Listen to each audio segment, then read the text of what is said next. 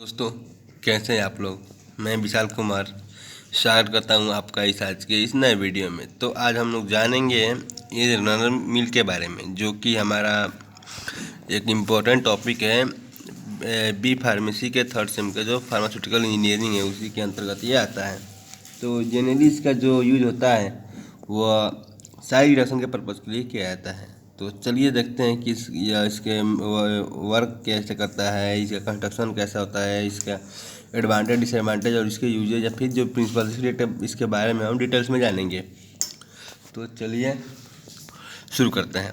तो जैसा कि आप लोग देख पा रहे होंगे कि इसका जो प्रिंसिपल होता है वह बेसिकली बेस किस पे होता है, तो क्रशिंग और कंप्रेशन होता है, या उसी के ऊपर ये बेस काम करता है। अब बात करते हैं इसके कंस्ट्रक्शन के बारे में। तो इसका कंस्ट्रक्शन कैसा होता है, तो जैसा कि आप लोग यहाँ पे देख पा रहे होंगे कि इसके कंस्ट्रक्शन में क्या होता है कि रोलर्स होते हैं। ये दो इसके रोलर्स हो गए, ये रहा इसका शाफ्ट, और रहे ये आपके बेड रहे ये। बस ये हो गया हमारा पूरा मटेरियल को फिल करने वाला, जिसमें हमारे ये मटेरियल इसमें रहते हैं। और ये रहे इसके बेस, जो कि इसको स्टैंड करने में इसे हेल्प करते हैं। तो अब जैसे कि हम इसे स्टार्ट करते हैं तो इसमें मटेरियल को हम फिल कर देते हैं, ठीक। जो इसमें मटेरियल होता है, तो अब इसमें जनरली होता यह है कि जब इसे स्टार्ट करेंगे तो जो हमारे रोलर्स हैं, एक मिनट रुक जाइए, तो ये जो हमारे रोलर्स हैं ये जब रोलर्स आपस में रोटेट करेंगे तो इससे होगा ये कि जो भी मटेरियल है तो यहाँ पे तो उस पर क्या होगी कि क्रशिंग होगी, यानी वहाँ पे प्रेशर पड़ेगा, या फिर तो इससे क्रशिंग होगी। तो इससे हमारा क्या होगा कि जो भी पार्टिकल्स होते हैं तो वह उनकी साइज़ आसानी से रिडक्शन हो जाती है, मतलब कि उनकी साइज़ में कमी आ जाती है। तो अब जैसे देखते हैं इसके लिखेंगे कैसे। अगर पेपर में आ गया तो आप इसे आसानी से लिखेंगे कैसे। तो देखिए कैसे लिखना है कि it consist of two rollers. जैसा कि आपने देखा कि ऊपर की ये जो होगा इसके दो रोलर्स हो गए, ये इसके दो रोलर्स हो गए, ठीक। अब बात करते हैं इसके and may weigh several tons. ये जो होते हैं वो भारी होते हैं, यानी कई टन्स में ये इनकी वजन होती है। और रोलर्स क्या होते हैं कि बेड पे मूव करते हैं।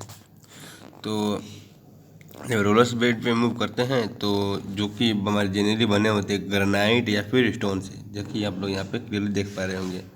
तो और जो भी हमारा रोलर होता है वो शाफ्ट से अटैच होता है सेंट्रल में। और जो क्या होता है, और जो हमारा सेंटर होता है शाफ्ट का, और वो जनरली अटैच होता है एक्सिस से, मतलब कि रोलर के एक्सिस से। तो ये लिख सकते हैं आप। और आप लिख सकते हैं कि इसके पास जो एक बेस होता है जो इसे स्टैंड करने में या फिर मतलब खड़ा होने में इसे हेल्प करता है। तो जनरली आपके लिए इतना कंस्ट्रक्शन बहुत है। अब देखते हैं इसकी वर्किंग के बारे में, मतलब ये वर्क कैसे करता है। तो जनरली इसमें क्या होता है कि मटेरियल को हम लोग इसमें प्लेस करते हैं। The material to be ground is placed on the bed, यानी हम इसमें मटेरियल को पहले फिल करेंगे किसकी हेल्प से, स्क्रैपर की हेल्प से। मतलब कि कुछ डालने वाला होता है ना, तो उसी की हेल्प से हम इसमें फिल करेंगे। उसके बाद से क्या करेंगे कि kept in the path of the stone wheel, और इसे हम लोग स्टोन व्हील यानी जो हमारा ये बेड होता है उस चीज़ की हेल्प से, मतलब देखिए जो हमारा बेड होता है तो उसी की हेल्प से हम इसमें भरते हैं। ये भाई रुक जैसा ना। उसके बाद से the stone revolve on their common axis. और जो क्या होता है कि जो हमारे स्टोन यानी जो हमारे बेड है वो सॉफ्ट है और वो आसानी से अब घूमेगा, मतलब सेंटर से अटैच होकर ही घूमते रहेगा। तो इससे क्या होगा कि क्रैश होगा, मतलब रोलर से क्रश हो जाएगा, मतलब कि उसके दबाव पड़ेगी तो उससे पार्टिकल साइज कम होंगे, तो इस हमारे साइड एक्शन कम हो जाएगा। तो अब क्या करते हैं हमको कि जो हमारा पाउडर है या फिर जो भी हमारा मटेरियल है, जिस प्रोडक्ट है हम उसको उसमें डाले हैं क्रश करने के लिए, साइड रिडक्शन के लिए। तो उससे हम लोग क्या करेंगे कि कलेक्ट कर लेंगे और ये उससे सेपरेट कर लेंगे, फिर उसे अलग कर लेंगे, ठीक है। और उसके बाद हम उसे क्या करेंगे कि ये तो रहा इसके कंस्ट्रक्शन और प्रिंसिपल। अब देखते हैं इसके यूजेस, यानी इसका हम यूज क्यों करते हैं या फिर ये किस काम में होता है। देखिए, तो this mill is use to grind tough material to be fine particle, यानी हम इस मतलब जो हमारा एज रनर मिल है इसका यूज हम लोग मटेरियल को बहुत ही फाइन पार्टिकल्स में बनाने के लिए इसका यूज हम करते हैं। और इसका दूसरा यूज होता है, it is use for plant based products, यानी इसका यूज हम लोग प्लांट बेस्ड प्रोडक्ट्स यानी जो भी हमें प्लांट से प्रोडक्ट्स प्राप्त होते हैं तो उससे अभी एक्सट्रैक्ट करने के लिए हम इसका यूज कर सकते हैं, या फिर इसका यूज हम लोग मेडिसिन मेडिसिन की प्रिपरेशन में भी इसका यूज हम लोग करते हैं।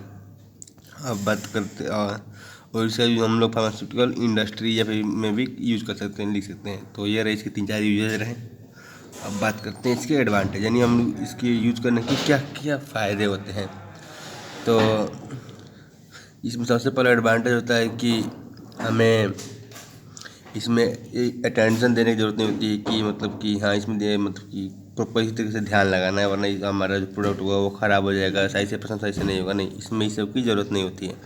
आप मतलब कि इसका जनरली से टाइम फिक्स कर दीजिए, रोटेशन फिक्स कर दीजिए और आपका प्रोडक्ट आराम से क्रश हो जाएगा, फिर उसकी सारी रिडक्शन हो जाएगी। और एक तो ये बात है, उसके बाद से इसमें स्किल्ड जो मतलब कि लेबर होता है तो उसकी ज़रूरत इसमें नहीं पड़ती है। तो इसके ये 2 फ़ायदे हो गए। और अब देख लेते हैं इसके डिसएडवांटेज क्या हो गए। इसके डिसएडवांटेज ये होते हैं कि the contamination of order material, यानी ये जो हमारा एज रनर मिल होता है वह हमारे प्रोडक्ट को क्या कर सकता है, कंटामिनेट कर सकता है, यानी उसमें इम्प्योरिटीज़ को ये मतलब कि कॉज कर सकता है। और इसका दूसरा एडवांटेज है कि हम इस डिसएडवांटेज है कि इसका यूज़ हम लोग स्टिकी मटेरियल के लिए नहीं कर सकते हैं, यानी जो हमारा मटेरियल जो स्टिकी होता है उसके यूज के लिए हम इसका नहीं कर सकते हैं। और इसका तीसरा डिसएडवांटेज है कि इसका यूज़ हम लोग इसका यूज़ अगर हम लोग करना चाहते हैं तो हमें एक बड़े मतलब कि स्पेस की ज़रूरत होगी, ज़्यादा स्पेस की।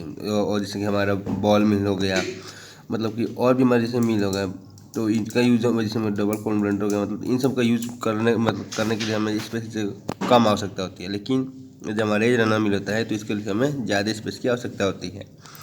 तो अब देख सकते हैं इसका दूसरा और इसका मतलब जो भी इसका डिसएडवांटेज है। तो इसका डिसएडवांटेज ये है कि यह एक टाइम कंज्यूमिंग प्रोसेस है, तो इसलिए क्या होता है कि एनर्जी भी ज़्यादा हो चाहिए। जैसे आपको पता ही होगा कि जो भी मशीन जितना देर तक चलेगा, अगर टाइम कंज्यूमिंग तो ऑब्वियसली बात है कि ज़्यादा देर तक चलेगी, तो क्या होगा कि हमें उतनी ही इलेक्ट्रिसिटी की आवश्यकता होगी। तो इससे लेबर कॉस्ट तो नहीं बढ़ेगा, लेकिन वो इसमें प्रोडक्शन कॉस्ट, इलेक्ट्रिसिटी कॉस्ट बढ़ेगी। तो इससे क्या होगा कि हमारे प्रोडक्ट की कॉस्ट बढ़ेगी, तो हमारा प्रोडक्ट वो मार्केट में सही से नहीं सेल हो पाएगा, क्योंकि जब प्रोडक्ट की रेट ज़्यादा होगी तो जो हमारे कस्टमर है उसे खरीदने से थोड़ा कतराएंगे।